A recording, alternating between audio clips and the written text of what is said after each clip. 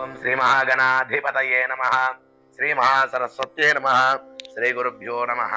హరి ఓం. అందరికీ నమస్కారం. శ్రీ గురు జ్ఞానవాహిని యూట్యూబ్ ఛానల్కి స్వాగతం. ఈరోజు మన యూట్యూబ్ ప్రయాణంలో భాగంగా గురుముఖత జ్ఞానాన్ని పొందుదాం అని ఒక నాందితో మనకు ముందుకు వచ్చాము. మరి ఈరోజు మనము బ్రహ్మశ్రీ పబ్బోజు సాయిబాబాచార్య గారిని కలవడం జరిగింది. మరి వారిని అడిగి వారి నుంచి కొంత జ్ఞానాన్ని మనం అడిగి తెలుసుకుందాము.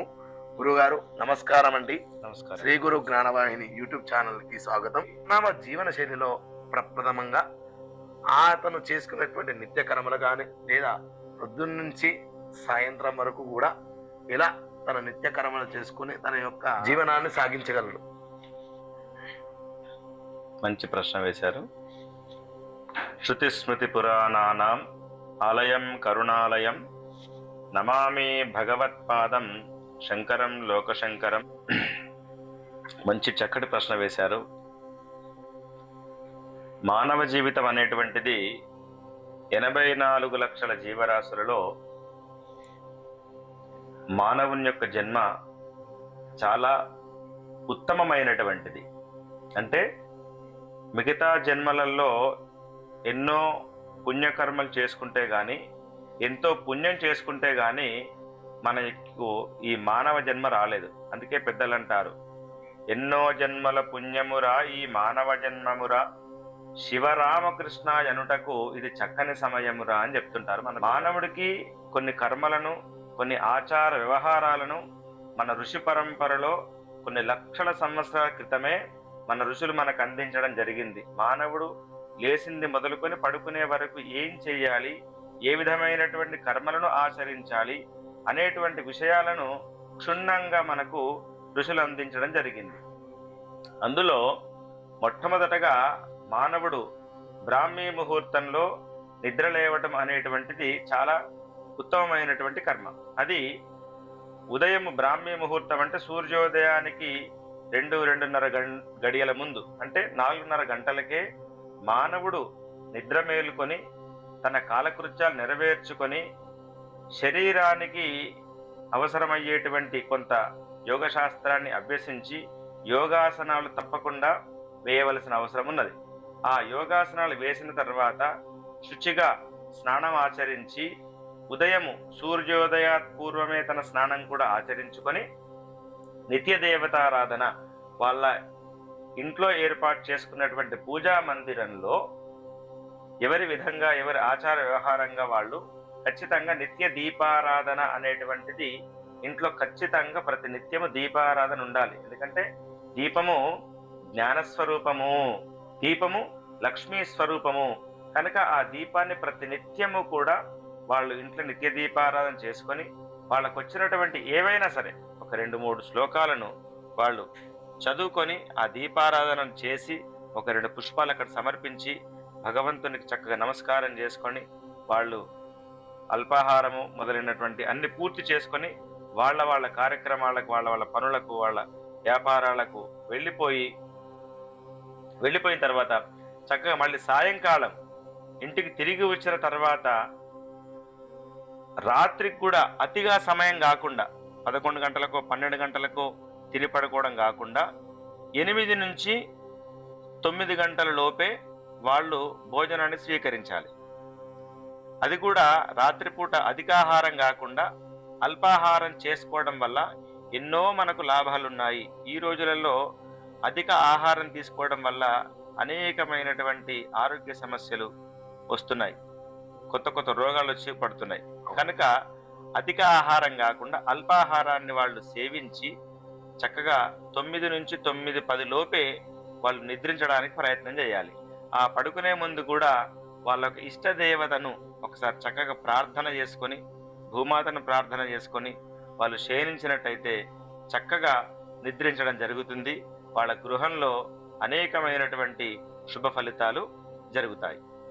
చాలా ధన్యవాదాలండి. మంచి విషయాన్ని కూడా మన యూట్యూబ్ వీక్షకులకు అందించారు. మరి అసలు ప్రతినిత్యము కూడా మీరు చెప్పిన విధంగా ప్రతినిత్యము మీరు దైవారాధన దీపారాధన చేసుకోవడం ఉత్తమము అన్నారు. మరి ఆ దైవారాధన దీపారాధనలో భాగంగా అసలు ఏ దేవుని ప్రార్థన చేస్తే బాగుంటుంది, అసలు ఆ ప్రార్థన ఏ విధంగా చేయాలి, పూజా కార్యక్రమాన్ని ఏ విధంగా చేస్తే బాగుంటుంది, ఏ సమయంలో చేస్తే బాగుంటుంది, అది కూడా మన వీక్షకులకు అందించగలరు? మంచి ప్రశ్న ఇది. ఎప్పుడో రాత్రి 12 గంటలు పడుకొని మళ్ళీ 8-9ంటికి నిద్రలేసి 10ంటికి పళ్ళు తోముకొని 11ంటికి అల్పాహారం చేసుకొని, ఇది సరైనటువంటి పద్ధతి కాదు మానవ జీవితంలో. కనుక ఎంత బిజీ ఉన్నా, ఎంత ఒత్తిడి ఉన్నా, ఎంత ఏదున్నా సరే సమయాన్ని పాటించడం అనేటువంటిది చాలా ముఖ్యం. కాలాధీనం జగత్సర్వం అంటుంది. కాలము పరమేశ్వరునితో సమానం. కనుక ఆ కాలానికి సమయానుకూలంగా మనము కొన్ని పనులు చేసుకుంటూ, కొంచెం అరగంట అటు ఇటైనా పర్వాలేదు, కానీ గంటల వ్యత్యాసంతో సమయాన్ని ఏ పని కూడా చేయకూడదు. కనుక సకాలంలో నిద్రించి ఉదయమే నిద్ర మేలుకొని వాళ్ళు దేవతారాధన, మీరు ఏ దేవతారాధన చేయాలని ప్రశ్న వేసినారు కదా. అవునండి. ఏ దేవతారాధన అంటే కొంతమందికి ఇష్టదైవం ఉంటుంది, కులదైవం ఉంటుంది, అభిమాన దేవత ఉంటుంది, ఆరాధ్య దైవం ఉంటుంది, ఇంటి ఇలవేల్పు ఉంటుంది. కనుక వాళ్ళు ఏ దేవతను ఆరాధించినా పర్వాలేదు, శివుణ్ణి ఆరాధించినా పర్వాలేదు, విష్ణువుని ఆరాధించినా పర్వాలేదు, అమ్మవారిని ఆరాధించినా పర్వాలేదు, ఒక గురు పరంపరలో ఉన్నటువంటి వారిని ఎవరిని ఆరాధించినా పర్వాలేదు. ఎవరిని ఆరాధించినా సరే భక్తితో, శ్రద్ధతో వారి యొక్క నామాన్ని జపిస్తే చాలు, మనకు జ్ఞానం లభిస్తుంది, మనకు ముక్తి లభిస్తుంది. ప్రతి మానవుడు తప్పు చేయని వాడు ఉండడు, అప్పు చేయని వాడు ఉండడు, ఒక సామెత ఉంటుంది. అవునండి.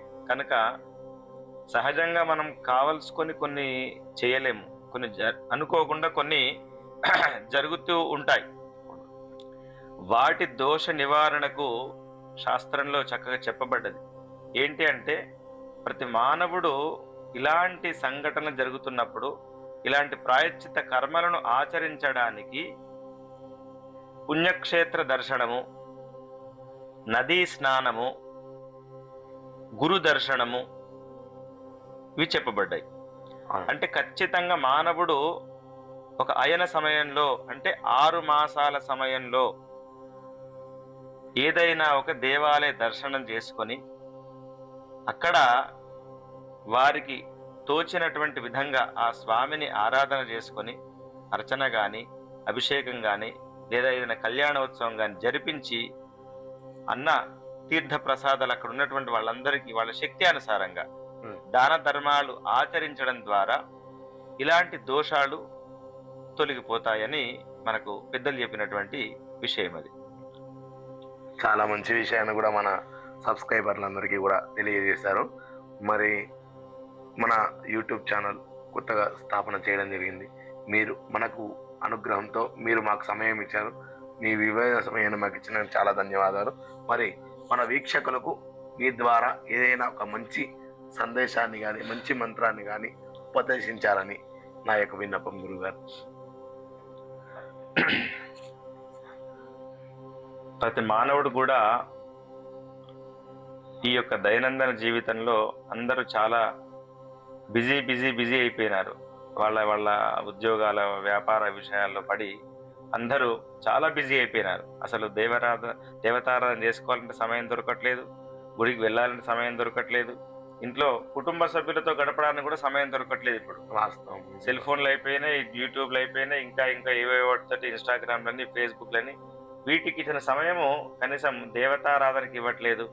కనుక ఇప్పుడు ఖచ్చితంగా మానవుడు మారవలసినటువంటి సమయం ఆసన్నమైంది. ఎందుకంటే మానవుడికి వాళ్ళ ఏమవుతుంది, మనం తినేటువంటి తిండి వల్ల తిండి కలుషితమైందే, వాతావరణం కలుషితమైందే, ప్రతి ఒక్క వస్తువు కూడా కలుషితమైందే వస్తుంది.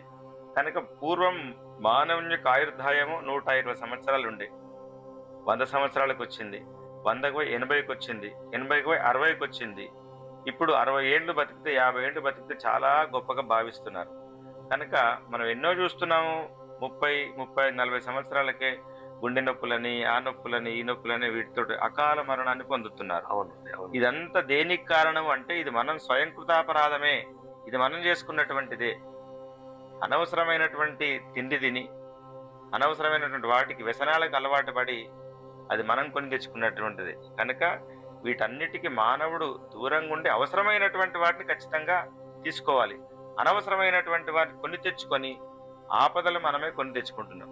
కనుక అలా కాకుండా ప్రతి ఒక్క మానవుడు కూడా ఖచ్చితంగా నిత్య జీవితంలో కనీసము ఒక 20 నిమిషాలు వ్యాయామం ఖచ్చితంగా చేయాలి. ఒక కనీసం 10 నిమిషాలు వాళ్లకు నచ్చినటువంటి దేవతారాధన, ఓం నమఃశివాయ కానీ లేదా ఓం నమో నారాయణాయ, శ్రీమాత్రే నమః, ఇవేవి కూడా నాకు కుదరవండి అనుకుంటే ఒక 5 నిమిషాలు అట్లా కూర్చొని చక్కగా పద్మాసనం వేసుకొని మెడిటేషన్, ధ్యానం చేసుకున్నా సరే, ఇవి చేసుకోవడం ద్వారా ఆరోగ్యం చాలా బాగుంటుంది. ఫిజికల్గా శారీరకమైనటువంటి ఒత్తిళ్లు, మానసికమైన ఒత్తిళ్లు దూరమైపోయి మన ఆయుష్ మనం పెంచుకున్న వాళ్ళం అవుతాం. కనుక అందరూ కూడా వాళ్ళకు నచ్చిన దేవతారాధన చేసుకొని ఈ 3 మంత్రాలు, నమో నారాయణాయ అష్టాక్షర మంత్రము, పంచాక్షర మంత్రం ఓం నమః శివాయ, దేవి పంచాక్షర శ్రీమాత్రే నమః, ఇవి చాలా సులువు కదా, ఎవరైనా ఆచరించుకోవచ్చును. కానీ పెద్ద పెద్ద మంత్రాలు, శ్లోకాలు అంటే నాకు రావండి, మేము పలకలేము అనొచ్చు.